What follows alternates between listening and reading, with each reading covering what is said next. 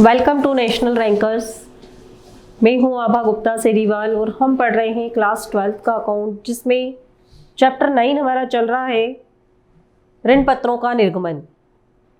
ऋण पत्रों का निर्गमन कंपनी के द्वारा दीर्घकालीन ऋण की प्राप्ति के लिए किया जाता है। इसके पहले काफ़ी सारी थ्योरी हमने पढ़ी है और अंश और ऋण पत्र का जब मैंने आपको अंतर बताया था तो उसमें हमने पढ़ा था कि अंश दो प्रकार के होते हैं, समता अंश और पूर्वाधिकार अंश, जबकि ऋण पत्र कई प्रकार के होते हैं। तो ऋण पत्र कई प्रकार के होते हैं, तो कौन कौन से हैं वो ऋण पत्र, वो हमें अब पढ़ना है। तो हमारा अभी टॉपिक है इसका ऋण पत्रों के प्रकार। ऋण पत्रों के प्रकार, ऋण पत्र 5 प्रकार के होते हैं। सबसे पहला हम पढ़ रहे हैं अभिलेख के आधार पर। अभिलेख मतलब हस्तांतरण के आधार पर। ये 2 प्रकार के होते हैं, रजिस्टर्ड ऋण पत्र और वाहक ऋण पत्र। इसके बाद है सुरक्षा के आधार पर, on the basis of security. रक्षित ऋण पत्र, रक्षित या सुरक्षित भी कह सकते हैं हम इनको। क्या कह सकते हैं? सुरक्षित ऋण पत्र भी आप इनको बोल सकते हैं। और आरक्षित ऋण पत्र। शोधन के आधार पर तीसरे नंबर पे, on the basis of redemption. शोधन मतलब भुगतान। शोध्य ऋण पत्र और अशोध्य ऋण पत्र।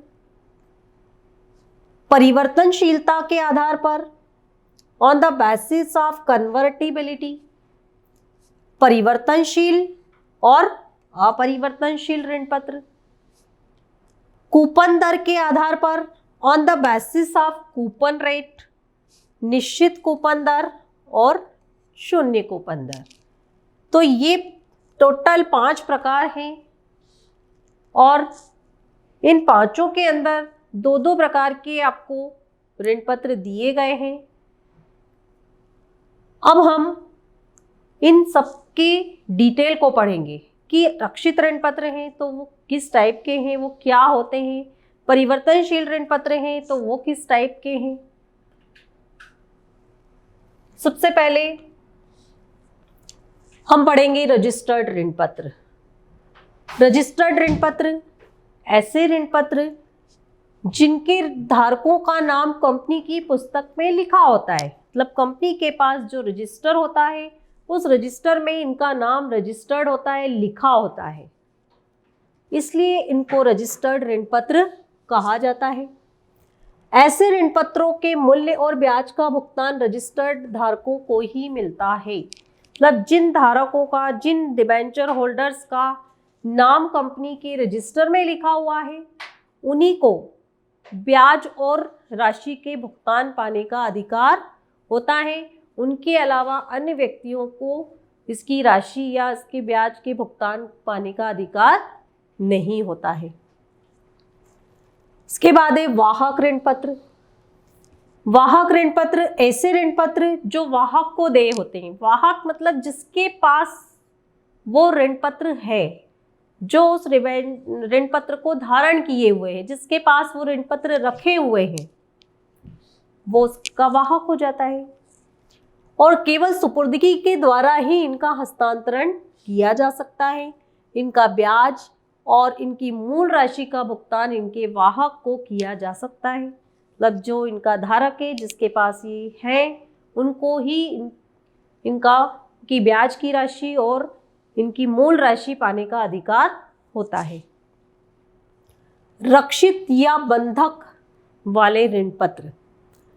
जिन ऋण पत्रों के लिए कंपनी की संपत्तियों पर भार या बंधक उत्पन्न किया जा सकता है, वो बंधक सहित ऋण पत्र कहलाते हैं।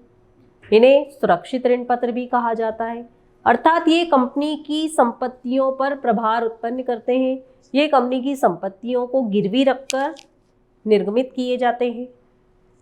ऐसे ऋण पत्रों की दशा में यदि कंपनी लेनदारों की राशि का भुगतान नहीं करती तो इनको ये राइट होता है, इन धारकों को ये अधिकार होता है कि वो उस संबंधित संपत्ति जो उनके पास बंधक रखी हुई है उसको बेचकर अपने ऋण पत्रों की राशि को वसूल कर सकें। अगर भविष्य में कंपनी के द्वारा इनका भुगतान नहीं किया जाता तो ये चाहे तो उस संपत्ति को बेचकर अपनी राशि वापस ले सकते हैं। इसलिए इनको रक्षित या बंधक ऋण पत्र या सुरक्षित ऋण पत्र भी कहा जाता है। साधारण या आरक्षित ऋण पत्र।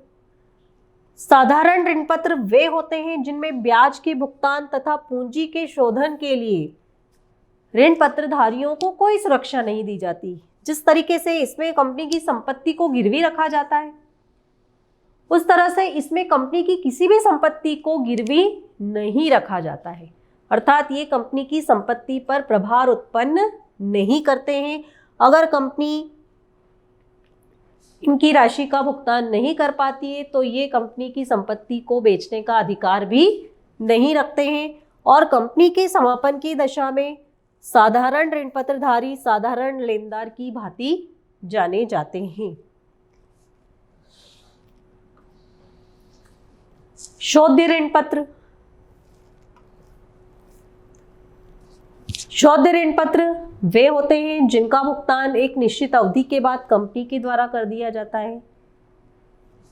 एक निश्चित समय के बाद जो भी कंपनी ने निर्गमन की शर्तों में जिस भी अवधि का कंपनी के द्वारा उल्लेख किया गया था उस अवधि के समाप्त होने के बाद कंपनी के द्वारा इनका भुगतान कर दिया जाता है, मतलब इनकी पूंजी इनको वापस कर दी जाती है।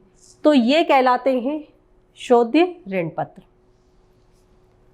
अशोध्य ऋण पत्र। जिन ऋण पत्रों का भुगतान कंपनी के जीवन काल में नहीं वरन उनके समापन पर ही होता है, अशोध्य ऋण पत्र कहलाते हैं। अर्थात कंपनी अपने जीवन काल में, जीवन काल मतलब जब तक वो व्यवसाय कर रही है तब तक इनका भुगतान नहीं करती है। इनका भुगतान कंपनी कब करती है? जब वो वाइंड अप होती है, खत्म होती है, समाप्त होती है। जब कंपनी का समापन होता है तभी इनका भुगतान भी होता है। तो इनको कहा जाता है अशोध्य ऋण पत्र। परिवर्तनशील ऋण पत्र। परिवर्तनशील ऋण पत्र मतलब ऐसे ऋण पत्र जिनको ये अधिकार होता है कि वो अगर चाहें तो एक निश्चित समय के बाद अपने ऋण पत्रों को समता अंशों में परिवर्तित कर सकते हैं। अंशों या अन्य प्रतिभूतियों में कंपनी की ओर से ये ऑप्शन उनको दिया जाता है। तो जो भी ऐसे ऋण पत्रधारी हैं वो कहलाते हैं परिवर्तनशील ऋण पत्र। अपरिवर्तनशील ऋण पत्र। अपरिवर्तनशील ऋण पत्रों से आशय ऐसे ऋण पत्रों से है जिनका अंशों या अन्य ऋण पत्रों में परिवर्तन नहीं किया जा सकता। अर्थात इन ऋण पत्रधारियों को ये अधिकार नहीं होता है, ये ऑप्शन नहीं होता है कि वो चाहे तो अपने ऋण पत्रों को अंशों या अन्य प्रतिभूतियों में परिवर्तित कर सकें। तो ये कहलाते हैं अपरिवर्तनशील ऋण पत्र। इसके बाद एक कूपन दर के दृष्टिकोण से, कूपन दर के दृष्टिकोण से ऋण पत्रों को दो भागों में बांटा गया है। नंबर 1, निश्चित कूपन दर पर ऋण पत्र। ऋण पत्रों को एक निश्चित ब्याज दर जैसे 12% या 14% के साथ निर्गमित किया जाता है। जब भी कंपनी के द्वारा ऋण पत्रों का निर्गमन किया जाता है तो ब्याज की राशि का उल्लेख भी उसमें कर दिया जाता है। 10%, 5%, 12%, 15% जो भी है। तो ये कहलाते हैं एक निश्चित कूपन दर वाले ऋण पत्र। और इसके बाद है शून्य कूपन दर ऋण पत्र। ऐसे ऋण पत्र को बिना किसी निश्चित ब्याज दर के साथ निर्गमित किया जाता है तो इसे शून्य कूपन दर ऋण पत्र कहा जाता है। अर्थात इनके ऊपर ब्याज की जो दर है वो दी नहीं गई होती है और निश्चित भी नहीं होती है।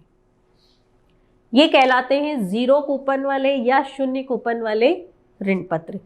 तो ये सब अभी जो हमने पढ़े ये थे ऋण पत्रों के प्रकार, जिसमें अलग अलग टाइप में आपको 2-2 नंबर के क्वेश्चंस में भी ये पूछे जा सकते हैं।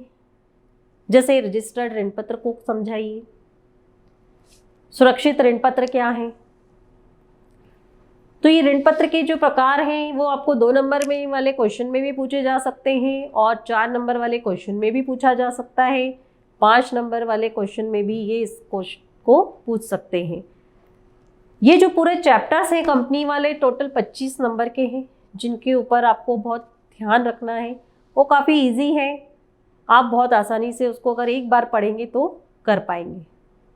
Thank you.